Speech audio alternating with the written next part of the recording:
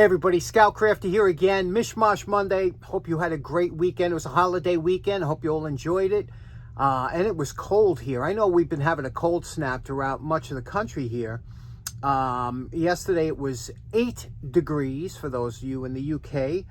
That is well below freezing, and it was very windy, so it was just a cold day. You know, when it gets so cold that your jacket crinkles, you know, and the ground feels so much harder, doesn't it, when it gets that cold? Anyway, it was a really cold night. It's cold down the basement here too, so we're going to it's going to be a short video today because it's, like I said, it's after a holiday weekend. So let's see what we can conjure up and get started. Okay, for today's project, we're just going to try and do a cleanup and get this wrench back in shape, because this is a problem Pexto.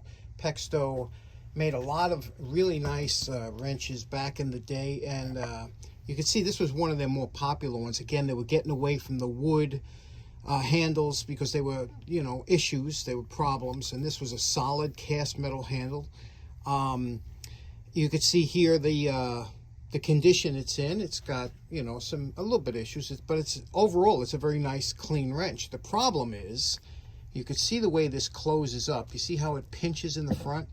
See over there, it's pinching, and in the back there, it's got that opening. That it will be a nightmare to use. And let me show you. Anytime you have any type of wrench that pinches in the front, when you adjust it to get onto a specific nut, like this one here, we're getting on, see it's nice and tight there, but the minute we go back a little further, that's where you start rounding off nuts, when you get that looseness. So if you tighten it up back here, and then you go to get the wrench off, it won't come off. It's stuck on there, you know. So it's a pain, and a lot of guys, you know, it takes a while to tune them up, and a lot of guys just won't use them. And this probably was the case with this one, because I was looking at it, and now you have to determine where the bend is. Is the top bent down, or is this up? You know, is it bowed here? So let's take a look. First thing you have to do is get something that you know is square, put it up there and look it to where it's misbehaving. This is where these 1, 2, 3 blocks always come in handy. They're ground precision, 1 inch by 2 inch by 3 inch, and here's a way you could use them to check here. So now we're going to put this against this surface here, okay? So you can see here we have it against that surface. That surface looks like it's pretty straight, and when we move it up to the top, it looks like we're pretty close. Now if we move it down to the bottom, okay, we move it down to the bottom, you could see if I push it back against, you can see that little bit of a gap. You see that little gap there, right about here? So it seems like this is up a little bit. So here's what you have to do. If you try and start grinding this away, you want to make sure it don't look off to the eye, because if you have this ground up and this is flat here, you know, that's where. Now there's 2 ways to do this. You could take this wrench apart, even though a lot of times it's not recommended. There's a peened over rivet there. You see that rivet? So if you drill that out, this handle will pull off, give you access to the whole wrench. Now I cleaned up the rivet so you could see. You see that there? That's a rivet there that goes right through, and you can see it's here. It's peened over, and then this this shaft lessens down to this diameter here. You see that little square? And then when it's over here, it looks like, I don't know if that was done with something, but it looks peened so that you don't have any movement going left to right like that. So it's been a long time since I've taken one of these apart. What do you say? We'll take it apart just for demonstration. I'll drill that out and see if we can't get that handle off. I just eyeballed the center of that with the center drill. Now we're going to take it to the drill press and try and drill that out.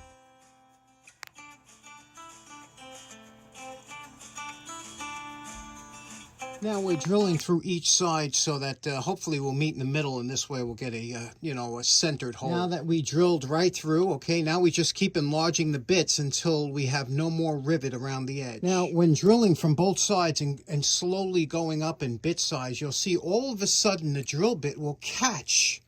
You see how it caught the rivet here, and then what'll spin out, you'll see here, this is the actual rivet that they used. We didn't drill into the body of the handle or anything, so we just went through the absolute center of the rivet. Every once in a while you get lucky if you just take your time and go slowly, and now we'll see if we can get this handle off. There's a couple ways you could go about this. One way you could do is you could take an old 1/2 inch open-end wrench, you could put it over here and tap down over here with a hammer. If you have an old wrench, tap this down and try and get that handle off. But what I'm going to use is, and I use this a lot, this is a screw extractor, but it's got a square front on it. See that tip? And that really comes in handy a lot of things. So what I'm going to do is I'm going to lay it, I'm going to lay it over here next to on the handle. I'm going to tap down on here like this on each side and see if I get some movement. Just a few taps on each side, holding it like this, and look and see. See, I'm getting some movement already. This is loose, right? And you could tell because you'll see that hole, you'll see that starting to come out, and of course the bottom. You can see here now it's no longer flush. So I think this is a good system to use. I'll use that punch and bang it off. Okay, we ran into a little issue here. You see, it's smooth, loose coming off to this point here. So now I'm thinking, it feels like there's a secondary pin. I cannot bang it down any further. I tried even putting a punch in here. It feels like it's definitely hitting something else, like a secondary pin. And I'm looking up here, and let me get close. Does that look like a pin? Let me see if I can get that. There you go. See where those two little holes are? Is that a round pin in there that they would put just up here? I'm thinking it might be. Let me try and see if I can't wire brush it some more and see if that doesn't come out to look like a pin secondary. Okay, this has me absolutely baffled. You could see here, there's definitely something holding it, okay? It's very loose up to this point, almost like there was a secondary pin, but I used a feeler gauge. You can see here, feeler gauge, slipped it in here, and look, I can get it to go all the way up, following right until that hole. You see the feeler gauge up there? So there's no pin here, and there's no pin here, but there's something holding it. I just can't figure it out. Everybody's favorite, the dake. Maybe the dake can help us out. Let's take a look at the setup. See what I did here. I took the two steel plates. I have the wrench resting here in between the two steel plates, and I'm thinking maybe there's a burr or something on here holding it. So if there is, I'll put a punch in here and see if that can press it out. I don't know. I won't do a lot of weight because I still think there's something holding it. Okay, this is pretty tough to do with the film at the same time, but we're going to just give a little bit of pressure and see if it won't push it down a little bit. Okay, see now? I'm not getting any movement at all. That's a weird thing, isn't it? Okay, now I know this isn't making for interesting video, but I gotta tell you, I'm stuck here. I am absolutely stuck. Now, look here. It feels like I had 2 tons on that dake with this press over here, and it was just jammed up. It would not budge. So I cannot figure out. Then I figured maybe there was a pin here, you know, a pin in one side or the other just to keep it. And I made a little semi shim here out of an old soda can and went down, and sure enough, there's no blockage, nothing that would pin it in this way. I can't figure it out. There's something. I thought maybe there'd be another groove here that they put another pin through just to. No, I just can't figure it out.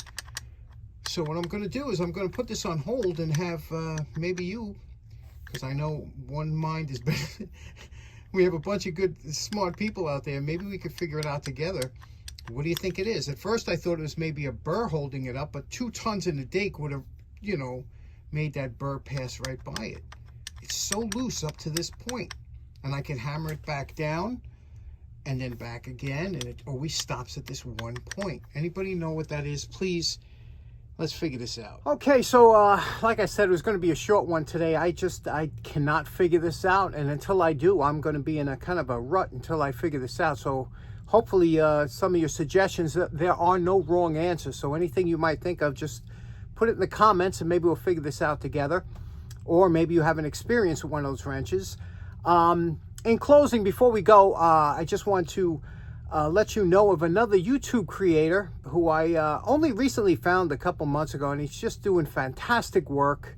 And he goes by, his channel name is Tool Scouter. Tool Scouter. And I'll put a link in the description. Great channel. Does wonderful restorations. Maybe we can bump him up there, get him up there, because he's been going on for like a year, and he's steady, putting out great videos. But you know how when it's slow in the beginning. So maybe we can go over there and pay him a visit, say hello. Have a link in the description. And anyway, thanks so much for tuning in. We'll see you again on Wednesday. See if we can't figure this out.